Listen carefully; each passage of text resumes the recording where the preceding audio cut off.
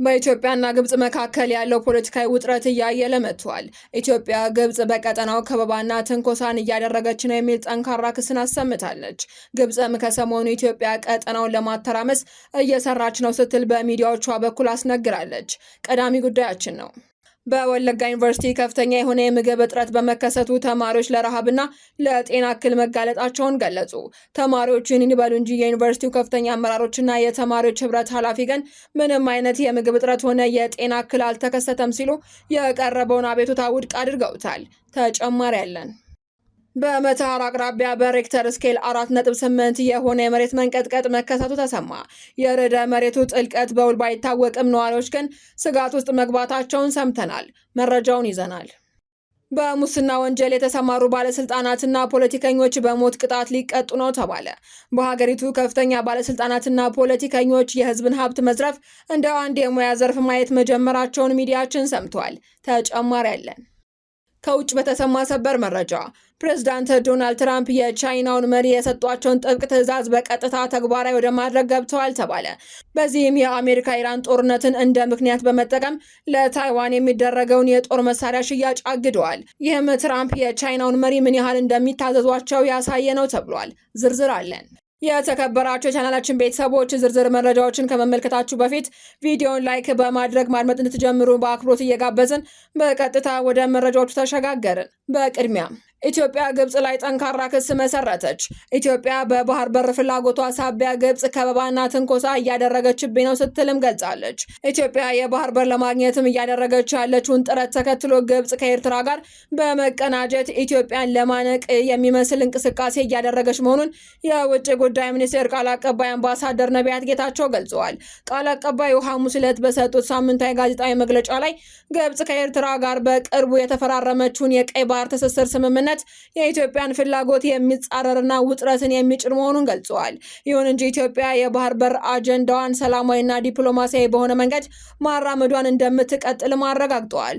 በሌላ በኩል ሚኒስቴሩ በሳውዲ አረቢያና በደቡብ አፍሪካ ለሚኖሩ ኢትዮጵያውያን ደህንነትና ሕጋዊ የስራ እድል መረጋገጥ ከሚመለከታቸው አካላት ጋር እየሰራ መሆኑን አምባሳደር ነቢያት ጌታቸው ገልጸዋል። የወለጋ ዩኒቨርሲቲ ተማሪዎች ከምግብ እጥረትና ከንጽህና መጓደል ጋር በተያያዘ ለጤና እክሎች መዳረጋቸውን ተናገሩ።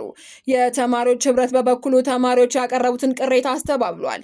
በወለጋ ዩኒቨርሲቲ ነቀምቴ ካምፓስ በመደበኛ መርሃ ግብር የሚማሩ ተማሪዎች በዩኒቨርሲቲው ካፌዎች ውስጥ በተከሰተ የምግብ እጥረትና የንጽህና መጓደል ምክንያት ለጤና መታወክና ለተጨማሪ ወጪ መዳረጋቸውን ገልጸዋል።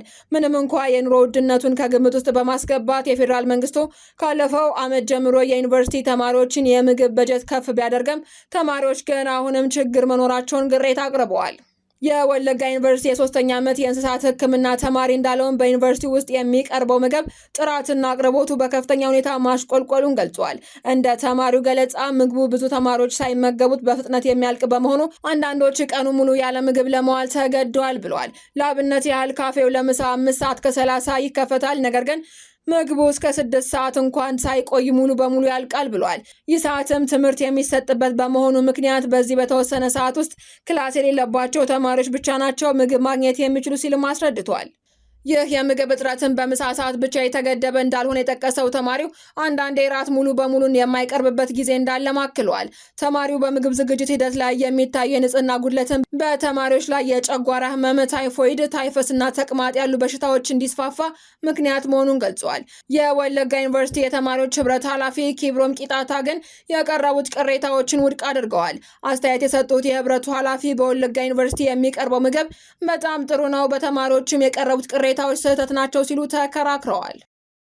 በኢትዮጵያ መተሃራ አቅራቢያ በሬክተር ስኬል 4.8 የሆነ የመሬት መንቀጥቀጥ ተከሰተ። በኦሮሚያ ክልል መተሃራ ከተማ አቅራቢያ 26 ኪሎ ሜትር ርቀት ላይ ዛሬ አርብ ግንቦት 14 ቀን 2018 ዓ.ም ንጋት 10 ሰዓት ከ46 በሬክተር ስኬል ላይ 4.8 የተመዘገበ ጠንካራ የመሬት መንቀጥቀጥ መከሰቱን ቮልካኖ ዲስከቨር ዘግቧል። የርዕደ መሬቱ ጥልቀት በውል ባይታወቅም ጥልቀት የሌለው መሆኑ የተገመተ ሲሆን የመሬት መንቀጥቀጡ ማዕከል በሆነበት አካባቢ ባሉ ነዋሪዎች ዘንድ ግን በደንብ መታወቁ ተገልጿል። ከዚህ በፊትም በአካባቢው ተደጋጋሚ ክስተት መስተዋሉን መዘገባችን ይታወሳል። የግል እጩ በሙሰኛ ባለስልጣናትና ፖለቲከኞች ላይ የሞት ቅጣት እንዲደረግ የሚጠይቅ ሀሳብ አቀረቡ። የህዝብ ሀብት ዘረፋ እንደ አንድ የሙያ ዘርፍ መታየት ጀምሯልም ብለዋል። በሰባተኛው ጠቅላላ ሀገራዊ ምርጫ ኮልፌ ቀራኒዮ የምርጫ ክልል 24ን ወክለው በግል እጩነት ለህዝብ ተወካዮች ምክር ቤት የቀረቡት ጠበቃና የህግ አማካሪ ወንድሙ ይብሳ ለከባድ የሙስና ወንጀል የሞት ቅጣት እንዲደነገግ የሚጠይቅ አጀንዳ ይዘው መቅረባቸውን ተናግረዋል። ጠበቃ ወንድሙ በፖለቲካ መድረክ ለመሳተፍ የወሰኑበት ዋና ምክንያት ፖለቲካው ሙሉ በሙሉ ለህግ የበላይነት ተገዥ እንዲሆንና መንግስት የሚያወጣቸውን ህጎች ፖለቲከኞችን በሚመጥን መልኩ ተፈጻሚ እንዲሆን ለማድረግ እንደሆነ ገልጸዋል። በተለይ ሀገሪቱን እያመሰ ያለው የሙስና ወንጀልን ለመከላከል የሚያስችል ጠንካራ የህግ ማዕቀፍ እንደሚያስፈልግ የተናገሩት እጩ በሙስናና በህዝብ ሀብት ዝርፊያ የተሳተፉ የመንግስት ባለስልጣናት፣ ፖለቲከኞችና ሌሎች ግለሰቦችን በሞት የሚያስቀጣ ህግ እንዲወጣ አቋም ይዘዋል። ጠበቃ ወንድሙ አቋማቸውን ለማስረዳትም እንደ ቻይናና ጃፓን ያሉ ሀገራትን የሞት ቅጣትን ለሙስና ወንጀል እንደሚጠቀሙበት ያነሱ ሲሆን በኢትዮጵያ የህዝብ ሀብት ዘረፋ እንደ አንድ የሙያ ዘርፍ መታየት መጀመሩን በመተቸት ይህን ለመግታትም የሞት ቅጣት መፍትሄ ነው ብለው እንደሚያምኑ ተናግረዋል። ጠበቃው ከዚህ አጀንዳቸው በተጨማሪም የህገ መንግስቱን አንቀጽ 39 ንዑስ አንቀጽ 1 በማንኛውም ጊዜ እስከ መገንጠል የሚለውን እንዲሰረዝ እንዲሁም የቤተሰብ ህግ ትዳርን በሚያከብር መልኩ እንዲሻሻል ለማድረግም እንደሚታገሉ አመላክተዋል። ተመራጭ ከሆኑ በምርጫ ክልላቸው ቋሚ ቢሮ በመክፈት በሳምንት አንድ ቀን የዜጎችን ጥያቄ በቀጥታ እንደሚቀበሉ ቃል የገቡት ጠበቃ ወንድሙ ቀደም ሲል በሙያቸው ከ600 በላይ ለሚሆኑ ኢትዮጵያውያን ነጻ የጥብቅና አገልግሎት መስጠታቸውን አስታውሰዋል። ከውጭ በተሰማ ሰበር መረጃ በአሜሪካ ኢራን ጦርነት ምክንያት ለታይዋን የሚደረገው የጦር መሳሪያ ሽያጭ መታገዱ ተገለጸ። የአሜሪካ የባህር ኃይል ተጠባባቂ ጸሐፊ ሆንግ ካኦ ሐሙስ ዕለት በኮንግረስ ችሎት ላይ በሰጡት መግለጫ የአሜሪካ ጦር በኢራን ለሚያካሄደው ኦፕሬሽን ኤፒክ ፍሪ በቂ የጦር መሳሪያና ትጥቅ መኖሩን ለማረጋገጥ ሲባል ለታይዋን ሊሸጥ ታቅዶ የነበረውን ባለ 14 ቢሊዮን ዶላር የጦር መሳሪያ ሽያጭ ለጊዜው እንዲቆም መደረጉን ይፋ አድርገዋል። ጸሐፊው አክለውም አሜሪካ በአሁኑ ወቅት በቂ ትጥቅ ቢኖራትም ሁሉንም ነገር ፍጹም አስተማማኝ ለማድረግ ሽያጩ መታገዱንና ይኸውም የውጭ ሀገር ወታደራዊ ሽያጭ ኤፍኤምኤስ የትራምፕ አስተዳደር አስፈላጊ ሆኖ ሲያገኘው እንደሚቀጥል ገልጸዋል። ይህንንም ተከትሎ የአርብ ዕለት መግለጫ የሰጡት የታይዋን ፕሬዝዳንት ጽህፈት ቤት ቃል አቀባይ ካረን ኩኡ አሜሪካ በጦር መሳሪያ ሽያጭ ላይ ምንም አይነት ማሻሻያ ለማድረግ ማቀዷን የሚያሳይ መረጃ እንደሌላቸው አስታውቀዋል።